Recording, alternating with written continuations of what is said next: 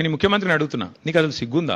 మహారాష్ట్ర పోలీసులు వచ్చి ఇక్కడ నెలల తరబడి ఆ కంపెనీలో కూలీలుగా చేరి, కార్మికులుగా చేరి నెలల తరబడి పరిశోధించి చివరికి అది డ్రగ్స్ అని తెలుసుకున్న తర్వాత, నిర్ధారించుకున్న తర్వాత నీకు ఖబర్ లేకుండా, నీ పోలీసులకు ఖబర్ లేకుండా నీ ఇంటెలిజెన్స్ వ్యవస్థ కుప్పగూలిపోయి వాళ్ళు వచ్చి దాడి చేసి, మహారాష్ట్ర పోలీసులు వచ్చి హైదరాబాద్ లోని చర్లపల్లిలో దాడి చేసి 12,000 కోట్ల డ్రగ్స్ పట్టుకున్నారు. నేను ముఖ్యమంత్రిని అడుగుతున్నా, నీకేమైనా ముడుపులు ముట్టినాయి? ఇలా 12,000 కోట్లు 21 నెలల నుంచి ఏం చేస్తున్నావు? నీ ఈగల్ ఏం చేస్తుంది? నీ హైడ్రా ఏం చేస్తుంది? నీ హోంమంత్రిత్వ శాఖ ఏం చేస్తుంది? నీ పోలీస్ ఇంటెలిజెన్స్ ఏం చేస్తుంది? ముడుపులు తీసుకోవడంలో బిజీగా ఉన్నారా? ఎట్లా హైదరాబాద్ లోని చర్లపల్లిలో 12,000 కోట్లు, ఇది భారతదేశంలోనే రెండో అతిపెద్ద డ్రగ్స్ ఇప్పటిదాకా దొరికింది. ఇదివరకు ఒకసారి గుజరాత్ లో దొరికింది 21,000 కోట్లు, ఇప్పుడు రెండోసారి 12,000 కోట్లు. సిగ్గులేని విషయం ఏంటంటే, సిగ్గుపడాల్సిన విషయం ఏంటంటే, మన పోలీసులు ఖబర్ కూడా లేదు. మహారాష్ట్ర పోలీసులు వచ్చి దాడి చేసేదాకా మన పోలీసులు ఖబర్ కూడా లేదు. ముఖ్యమంత్రి గారికి ముడుపులు అందినాయి అనేది నా అనుమానం. అందుకే చూస్తున్నట్టు వేయండేమో, లేదా ముఖ్యమంత్రి బిజీగా ఉన్నాడేమో. ఏది ఎవడు రీట్వీట్ అవుతుండే వాని మీద కేసు పెట్టుర్రి, ఎవడు పోస్ట్ పెడుతుండే వాని అర్జెంట్ లోపలేయండి, లేదా గణేష్ కాడ పోయి కొద్దిగా స్టంట్ కొట్టినట్టు చేద్దాం, అక్కడ కేసీఆర్ పాటలు బాగా పెడుతురు, పోలీసులు